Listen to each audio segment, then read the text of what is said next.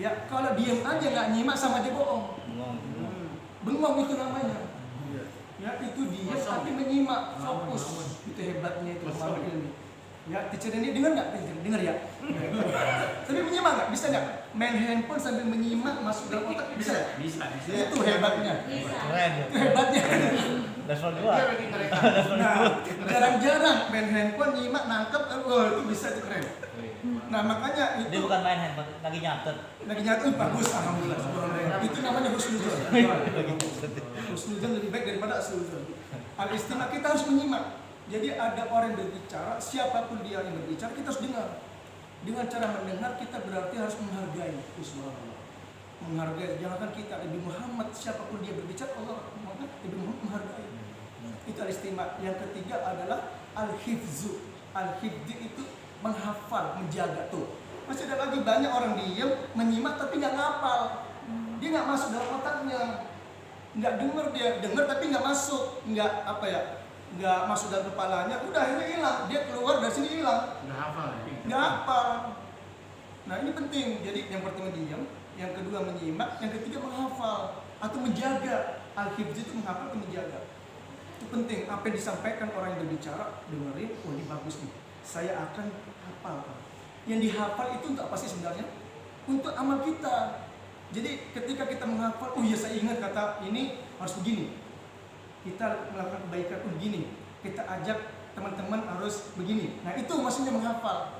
Yang keempat apa? Nasruhu. Ya nasruhu itu apa? Mengamalkan. Ya. Oh pertama menghafal belum. Ini al-amal. Al-amal itu mengerjakan. Setelah menghafal kita lakukan. Al-amal. Yang kelima baru nasruhu. Nasruhu itu kita ajak teman-teman. Tuh, saya pernah baca tuh di WA, apa sih hukumnya nggak sholat? Kamu jangan menghukum orang sholat, tapi ajak dia. Tuh hebatnya itu kata-kata subhanallah. Saya tuh kalau baca-baca gitu enak, langsung. Nah itu jadi kita tuh jangan menghukum orang yang nggak sholat, tapi ajak dia nggak sholat. Ustaz Aziz, sholat tuh. Ya, betul. Aziz nggak sholat, maksudnya gitu. Ada orang apa sih hukumnya nggak sholat? Jangan dihukumi. Nggak ada hukumnya, kita ajak dia sholat. Itu masih jadi ada 5 tahapan ini. Yang pertama diam, itu penting tuh diam. Yang kedua kita menyimak. Ketika ada orang berbicara kita simak. Yang ketiga kita hafal. Lalu kita amalkan. Setelah kita amalkan baru kita ajak nasruh. Kita nasruh itu kita sebarkan. Nasruh. Tuh ya, pentingnya 5 ini apa ya? Nah, coba saya tanya, apa enggak 5 ini? Coba apa yang pertama? Diam. Yang kedua apa? Menyimak. Yang ketiga apa? Menghafal. Yang keempat apa? Mengamalkan. Yang kelima apa? Mengajak. 5 ini kalau bisa, ini nggak bisa lepas dari satu. Kalau ada yang satu diam nggak diam nih, berisik nih, belum tentu kebaikan. Jadi nomor pertama. Berisik Bang. Dia kan gini, beda. Dia nggak diundang di sini, beda. Tapi bisa jadi dia terkait kerjaan. Dia diam, tapi nggak nyimak. Dia diam terus nggak nyimak sama aja. Nah itu penting 5 nih, jangan sampai lepas nih. Ya siapapun dia berbicara ketika di masjid, di sekolah, itu dengerin. Makanya apa? Mohon maaf dia, ini handphone, makanya itu hebatnya. Kalau handphone dan ini udah berarti dia nggak serius, udah nggak main, udah nggak ini, udah pasti oke lah diem. Tapi dia anggota tubuhnya nggak diem. Walaupun oke lah dia mendengar, tapi belum tentu dia menangkap, menghafal. Enggak tuh 5 nih penting ya. Saya tahu dari mana? Itu orang-orang Arab, subhanallah. Kalau ngomong itu isinya mutiara semua. Mohon maaf ya. Kalau orang kita, ya mungkin saya mungkin ya kalau kita ngomong ya mungkin ada lucu-lucunya. Tapi orang Arab nggak ada lucu-lucunya. Makanya dia kalau orang-orang ini dengar dia langsung nangkap, ya sudah makan. Tapi ingat kalau kita orang Indonesia berbicara, ambil baiknya, lucunya juga ambil. Karena sebagai buat kita tuh happy. Kita ambil juga, tapi nggak harus kita laksanakan kalau itu tidak baik. Tapi saya yakin apa yang diucapkan kepada guru-guru kita itu baik semua, insya Allah ya. Nah ini sirah itu perjalanan. Sekarang perjalanan Rasul yang kita tahu sirah nabawiyah. Ada sebuah kisah ketika Nabi Muhammad bertemu dengan Abdurrahman bin Auf. Apa ya? Abdurrahman bin Auf, kamu adalah satu-satunya manusia yang paling lama dihisab. Yang paling lama dihisab Abdurrahman bin Auf. Kaget ya, kenapa? Karena harta kekayaannya itu subhanallah banyak, ratusan onta subhanallah. Apa yang terjadi? Dia berpikir nanti kalau saya mati harta-harta saya akan dihisap semua. Itu lama. Apalagi Nabi Muhammad mengatakan saya paling lama. Apa yang terjadi? Dijual semua. Barang-barang dijual, ontonya dijual. Nah, ketika mendapatkan uang, dia langsung apa? Dia membeli kurma orang-orang yang jual apa? Yang kurmanya udah busuk. Jadi kurma-kurma busuk itu nggak laku lagi. Orang pedagang menjual, dia bingung kan nggak laku, subhanallah. Tapi dibantu sama Abdurrahman bin Auf dijual, dibeli. Ketika dibeli semua, habis uangnya. Senang dia. Abdurrahman bin Auf, alhamdulillah. Di akhirat saya nggak bakal ditanya lagi. Nggak ada lagi, harta-hartaku udah habis. Kurma yang busuk ini nggak mungkin ditanya karena memang sudah nggak ada ini lagi, nggak ada yang mau, nggak ada yang minat.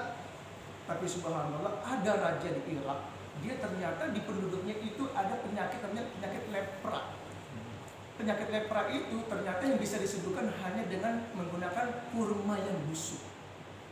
Kurma yang busuk susah dicari, nggak mungkin kurma yang matang dibikin busuk lama. Nah itu terjadi tuh. Akhirnya apa terjadi? Nah, dia mendengar ada Abdurrahman bin Auf mempunyai kurma yang busuk banyak. Kaget dia kan datang. Abdurrahman bin Auf, maaf, di kampung kami di Irak ternyata banyak penduduk yang mendapatkan penyakit lepra. Nah, ternyata lalu kami ingin membeli kurma ini dari raja. Waduh, kaget kan? Tidak, saya nggak jual. Tidak, langsung dibeli. Ternyata apa? Harta yang dijual itu misalnya mohon maaf 1 triliun, tapi kurma yang dijual itu berlipat ganda dibeli oleh Raja Irak. Berarti Abdurrahman bin Auf semakin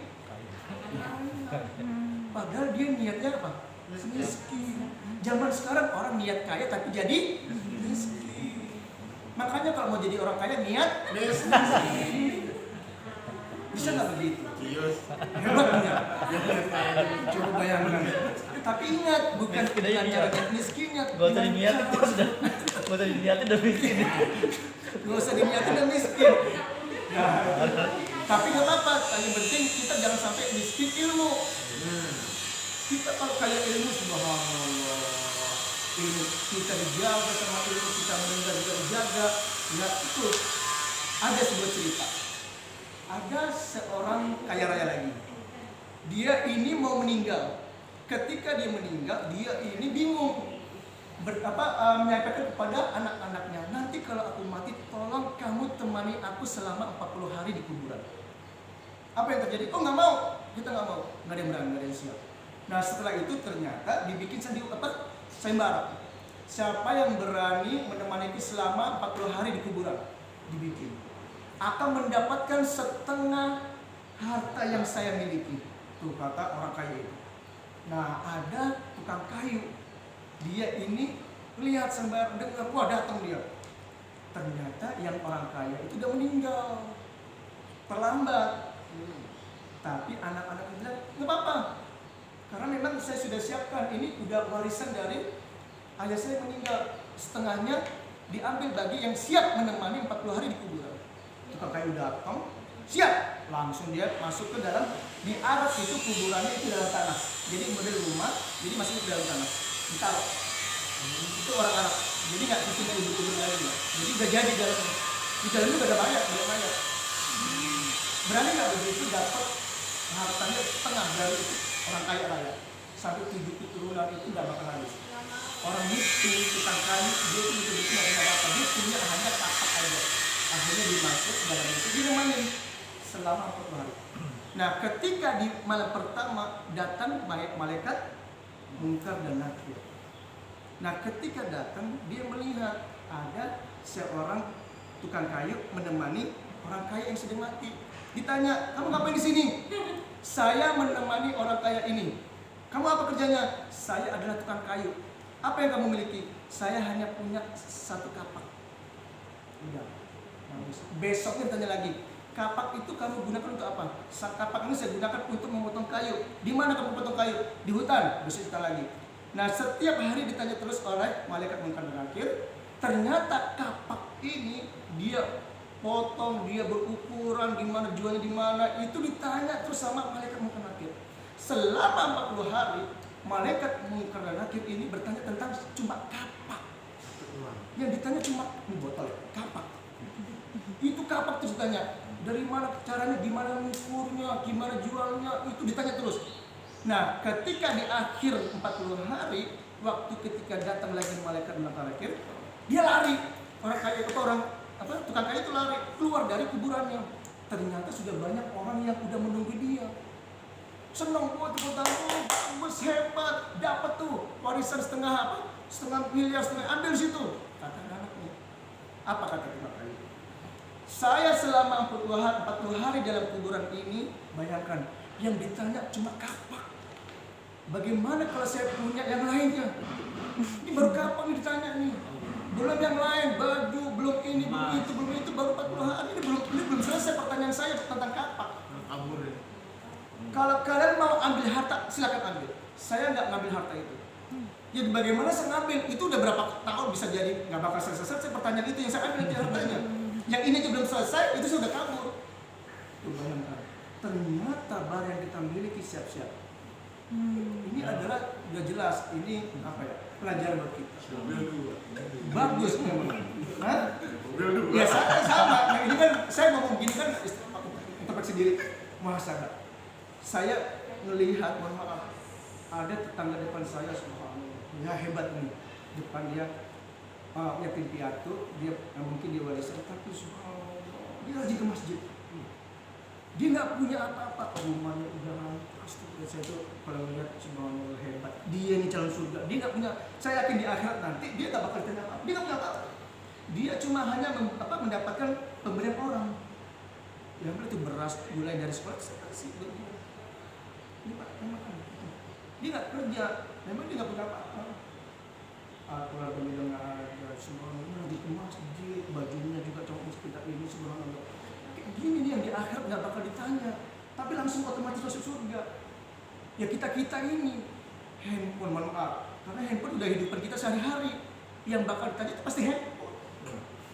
Itu pasti handphone. Bangun tidur handphone, sebelum tidur handphone. Betul nggak? Orang ngomong handphone, ya kan? Sholat juga handphone. Itu khutbah Jumat juga pada handphone. Astagfirullahaladzim. Itu lihat aja, mohon maaf, sekarang meninggal udah gampang.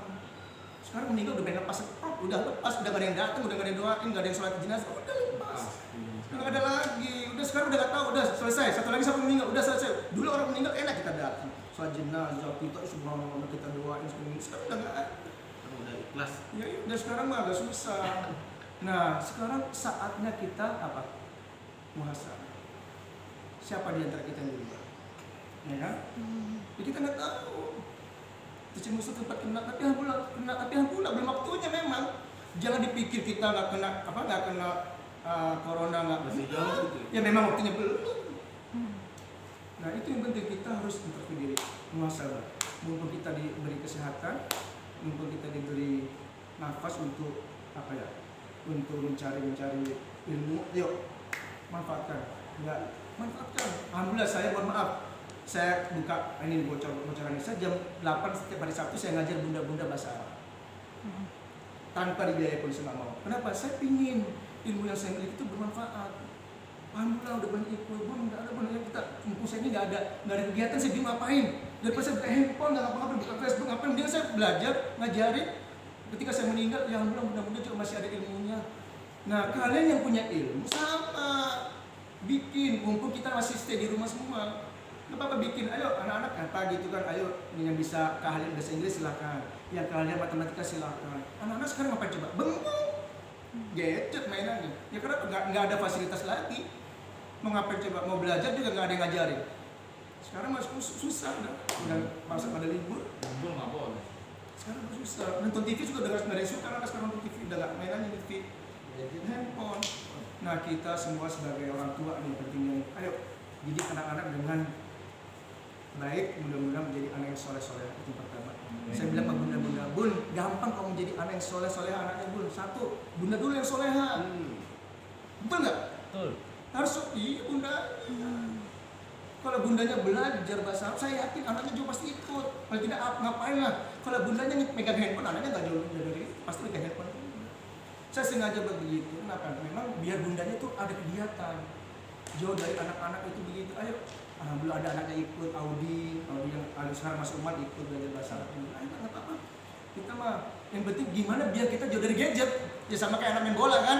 Anak-anak main bola, ayo yang penting jauh dari gadget. Ayo olahraga main bola. Udah gak usah mikirin corona, udah main bola aja dulu. Insya Allah lah gitu kan, mudah-mudahan. Gitu, yang penting sehat. Karena memang saya lihat anak-anak udah matanya udah nggak ini, suruh ngapal juga udah nggak ada gairahnya. Ayo ngapal dulu Anas. Ngapal tapi nggak masuk kepala. Kenapa? Karena udah masuk ke udah kena virus.